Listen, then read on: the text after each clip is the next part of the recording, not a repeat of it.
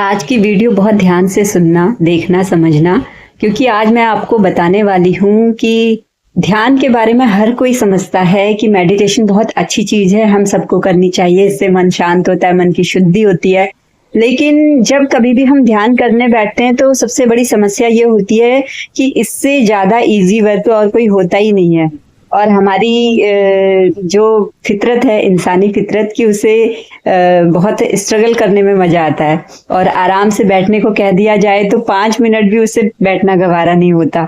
तो ध्यान में तो शांत मन से मौन होकर बैठना पड़ता है। तो वो उसके लिए 5-10 मिनट भी बहुत भारी भारी पड़ जाते हैं अगर उसे बोलने की बहुत आदत है। तो ऐसे व्यक्ति को अगर हम आधे घंटे के लिए, 1 घंटे के लिए, या फिर 15-20 मिनट के लिए भी अगर हम शांत रहने के लिए कह दें तो वो शांत नहीं रह सकता। और होता क्या है, जबरदस्ती आप किसी से ध्यान करा नहीं सकते। ध्यान हो या जीवन में कोई भी काम हो, वो तभी मन लगाकर कर सकता है जब उसे उसमें उसका फायदा नजर आए, या उसके बेनिफिट उसको अच्छे से समझ में आ जाए, कोई समझा दे तब, या फिर अपने जीवन में खुद उसने करके महसूस किया हो तब। तो फायदा जब नजर आता है इंसान तभी उसकी ओर जाता है, वरना नहीं जाता है। ये इंसानी फितरत है, रियलिटी है। तो आज मैं एक एग्जाम्पल के जरिए कि ध्यान हमारे जीवन में किस प्रकार से हमें फायदा पहुंचाता है, तो ये बताने वाली हूँ। और देखिए, समझिए, और कहीं पर अगर कुछ गलती हो गई हो तो माफ कर देना, क्योंकि हमें तो कुछ पता है नहीं कि कैसे वीडियो बनाते हैं, कैसे जोड़ते हैं, क्या करते हैं। तो जितना आता है अपने उसी हिसाब से हम अपना प्रयास करते हैं। चलिए ठीक है, वीडियो देखते हैं। मनुष्य जब जन्म लेता है तब उसकी शरीर, मन और आत्मा इस कांच के समान ही पारदर्शी, साफ, स्वच्छ और निर्मल होता है, जिसमें कोई मैल, कोई दुर्भावना नहीं होती। सिर्फ विराजमान होता है वो ईश्वर तत्व पारदर्शी रूप में, जिसका कोई रंग रूप, कोई आकार नहीं होता।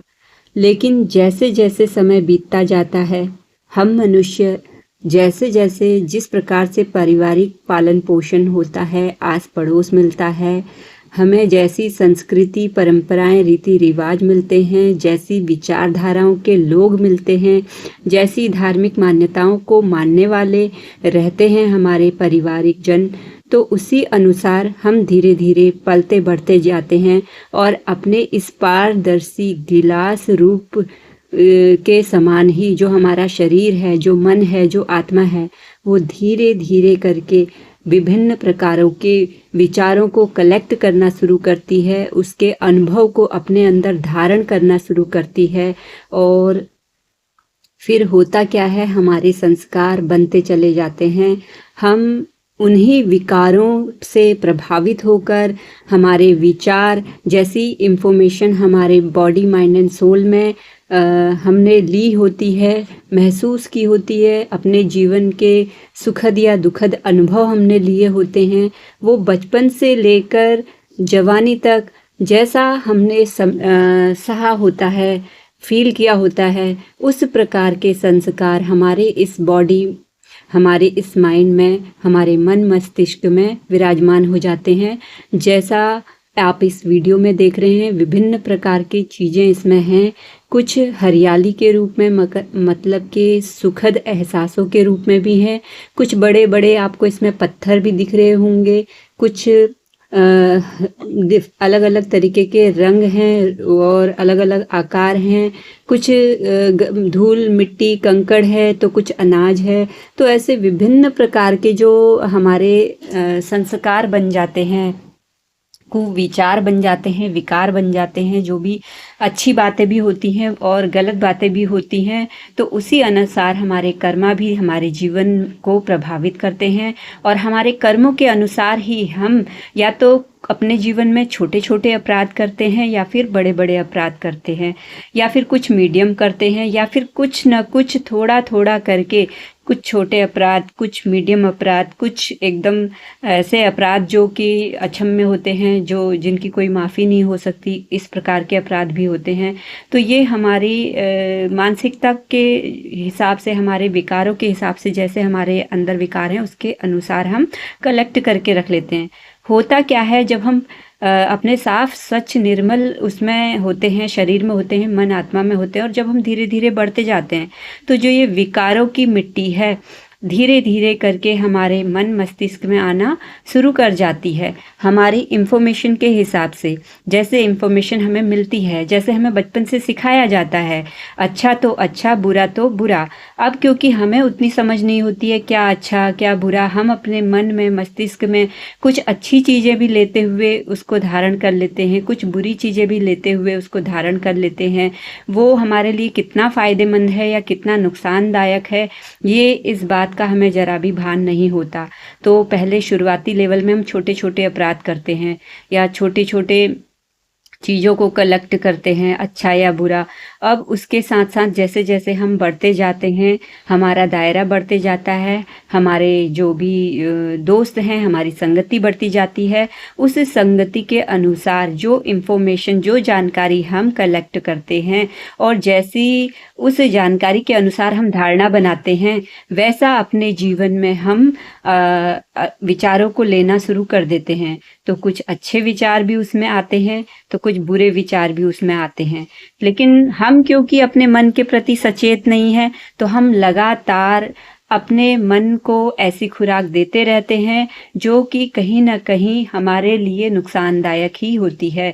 क्योंकि मनुष्य प्रवृत्ति है ही ऐसी कि हम ज़्यादातर सकारात्मक चीज़ों के प्रति एक नकारात्मक रवैया अपनाते हैं और नकारात्मक चीज़ों के प्रति बहुत जल्दी अट्रैक्ट हो जाते हैं। और इसके परिणाम स्वरूप होता क्या है, हमारा जो मन है वो दिन प्रतिदिन क्योंकि कुछ न कुछ लेता जा रहा है, अपने अंदर भरता जा रहा है और कुछ न कुछ ऐसी चीज़ें जो हमारे लिए फ़ायदेमंद नहीं है, हम केवल कलेक्ट किए जा रहे हैं अपने इस शरीर में, अपने इस मन में और अपनी इस आत्मा में। जैसे कि हम भोजन तो करते हैं, पर हम क्या करते हैं, उसकी हमारी बॉडी जो है एक सनातन नियम के अनुसार उसकी क्लीनिंग भी ऑटोमेटिकली कर देती है। हम डेली घर में रहते हैं तो डेली घर की सफाई भी करते हैं क्योंकि वो एक रोज का नियम है। लेकिन जो हमारा मन है, हम इसकी सफाई नहीं करना जानते क्योंकि हमें पता ही नहीं है कि हम इसकी सफाई कैसे करें। बस हमें जो मिलता जाता है हम अपने जीवन में वो चीज़ें भरते जाते हैं क्योंकि वो हमें अच्छा लगता है। हमें लगता है कि हम जो कर रहे हैं सब अच्छा कर रहे हैं और हमें इतनी नॉलेज नहीं है उस चीज़ के प्रति कि कोई हमें अवेयर भी करे कि भाई क्या अच्छा है, क्या लेने योग्य है, क्या त्यागने योग्य है, हमें क्या छोड़ना है, क्या नहीं छोड़ना है। इसलिए हम भ्रमित होकर इस संसार के माया जाल में ही फंसे रह जाते हैं और होता क्या है, हमारे कर्म और बिगड़ते जाते हैं। और जो भी हम दो प्रकार की पूंजी अपने जीवन में लेते हैं, एक पाप की पूंजी और एक पुण्य की पूंजी। तो ये दोनों पूंजियां हमारे जीवन को, हमारे भाग्य को आगे निर्धारित करती हैं। अगर अच्छे कर्म किए हैं तो अच्छा भाग्य बनना निश्चित ही है, अगर बुरे कर्म किए हैं तो बुरा भाग्य बनना भी निश्चित ही है। लेकिन होता क्या है, हमें क्योंकि इसकी इन्फॉर्मेशन नहीं है कि हम अपने मन की शुद्धि कैसे करें, तो इसका एक सबसे आसान उपाय हमारा ये ध्यान प्रक्रिया है। हमारी जो सत्संग सुनने की एक आदत होनी चाहिए, तो वो चीज़ भी हमारे मन को निर्मल करती है। जैसे हर एक बच्चा एक समान बुद्धि का नहीं होता है, पांचों उंगलियां बराबर नहीं होती हैं, लेकिन पांचों उंगलियों की अपनी अपनी विशेषताएं होती हैं। उसी प्रकार से इस समाज में भी केवल ध्यान या फिर केवल सत्संग या फिर केवल कथाएं या फिर केवल और केवल अच्छे धार्मिक ग्रंथ या पुस्तकों को पढ़ना, केवल इन्हीं एक चीज़ों से काम नहीं चल सकता है। क्योंकि विभिन्न हमारे इस संसार में अलग अलग मेंटेलिटी के बहुत सारे लोग हैं और ऐसी उनकी अलग अलग मानसिक विचारधाराएं हैं। तो उनकी अलग अलग विचारधाराएं, अलग अलग विशेषताओं के चलते हर कोई एक ही भाषा को समझे ये जरूरी नहीं है, और हर किसी के लिए एक ही स्कूल हो ये भी जरूरी नहीं है, और हर किसी के लिए एक ही सब्जेक्ट पढ़ाया जाए ये भी जरूरी नहीं है। क्योंकि उसकी मानसिक बुद्धि, उसका जो बचपन से विचारधारा बनी हुई है वो उस प्रकार की नहीं है। तो इसीलिए हमारे जो अध्यात्म क्षेत्र में है, सनातन धर्म में है, जो अलग अलग पद्धतियां बनी हुई हैं अपने मन को साफ करने की, ध्यान के जरिए, सत्संग के जरिए, कथाओं के जरिए और शुद्ध वाक्यों के जरिए, केवल सेवा कर्म के जरिए और भक्ति कर्म के जरिए, बहुत तरीके हैं। तो ये अलग अलग विद्याएं, अलग अलग स्कूल, अलग अलग पाठशालाएं, ये सब बुरी नहीं है। ये सब अलग अलग व्यक्तियों के, उनकी मानसिक चेतना के अनुरूप, उनके किए गए जो पिछले और इस जन्म के संस्कार हैं, प्रारब्ध है, उसके अनुसार ही उन्हें उनके जीवन का मार्गदर्शन करने के लिए ये अलग अलग पाठशालाएं होती हैं। अब होता क्या है, क्योंकि हमने अपने इस बॉडी माइंड एंड सोल में इतने प्रकार के ये जो हमने कचरा भर लिया है, जैसा कि आप वीडियो में देख रहे हैं, ये कचरा ही है जो हमने बचपन से लेकर अभी तक भरा हुआ है और न जाने पिछले जन्मों में कितना भरा हुआ होगा। ये तो केवल एक इस जन्म की बात है। तो होता क्या है, जब हम ध्यान प्रक्रिया में आते हैं तो ध्यान क्या है, एक निर्मल गंगा की धारा। गंगा क्या है, एक पवित्रता को, शीतलता को लिए हुए, जो आप भी शीतल होए और दूसरों को भी शीतल करे। अपना तो वो पवित्र है ही, दूसरों को भी पवित्र करे। तो ध्यान प्रक्रिया ऐसी ही उस ईश्वरीय कृपा की गंगा की धार होती है। जैसे जैसे हम ध्यान में बैठते हैं, ये गंगा की धार हमारे बॉडी में, हमारे माइंड में और हमारे सोल में धीरे धीरे प्रवेश करना शुरू कर जाती है।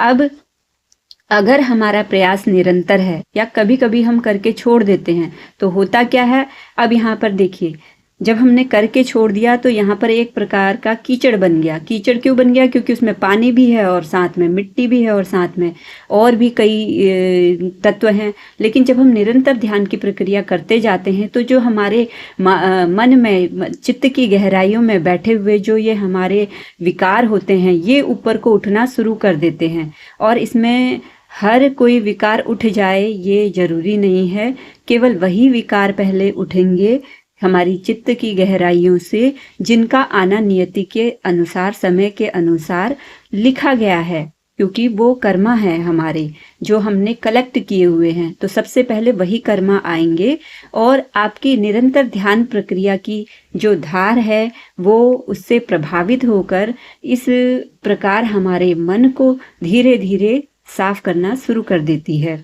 और जब कभी भी अगर हम ध्यान करना छोड़ दें तो ये स्थिति ऐसी ही बनी रहेगी, लेकिन बीच में फिर क्या होगा, हम अटके रह जाएंगे।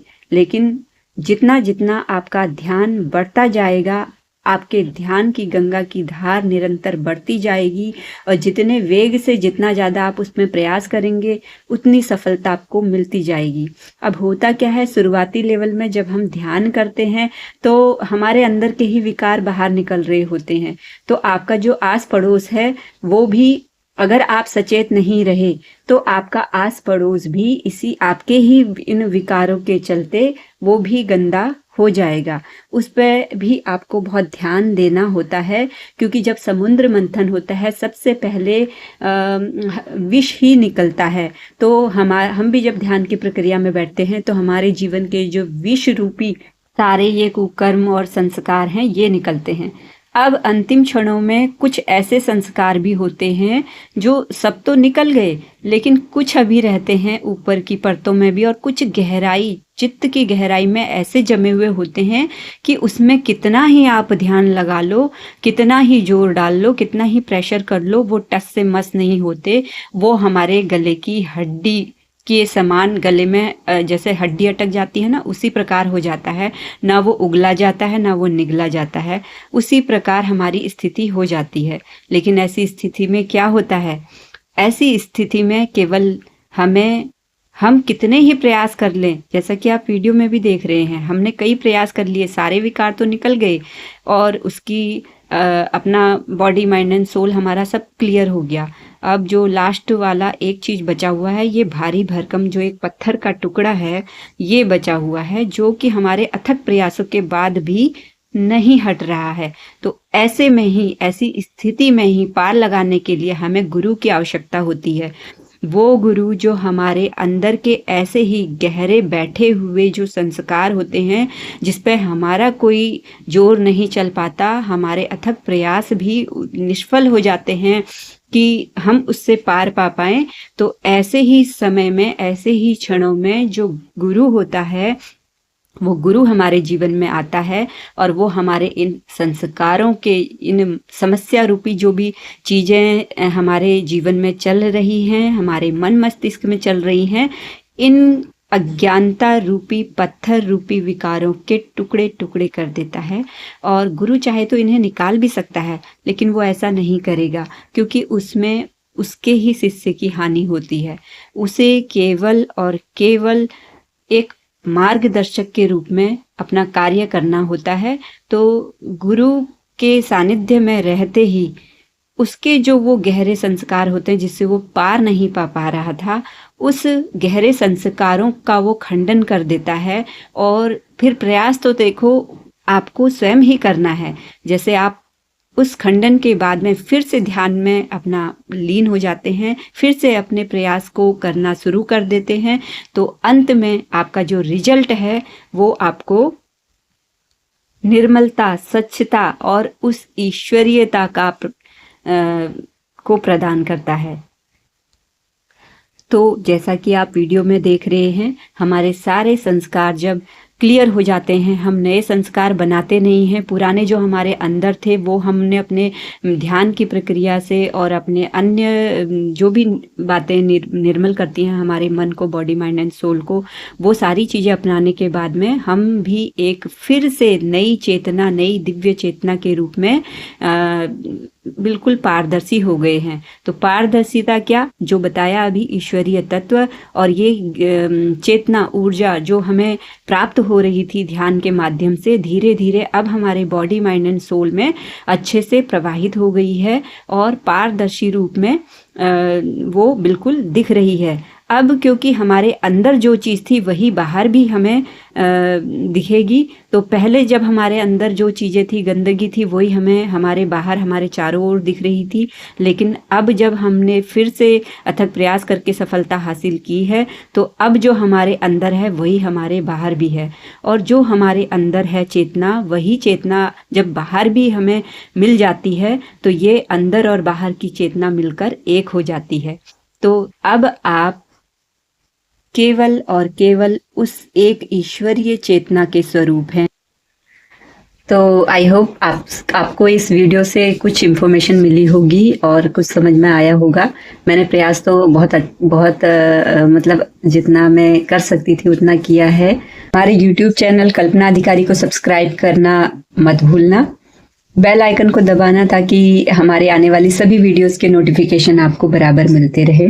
तब तक के लिए धन्यवाद। हर हर महादेव।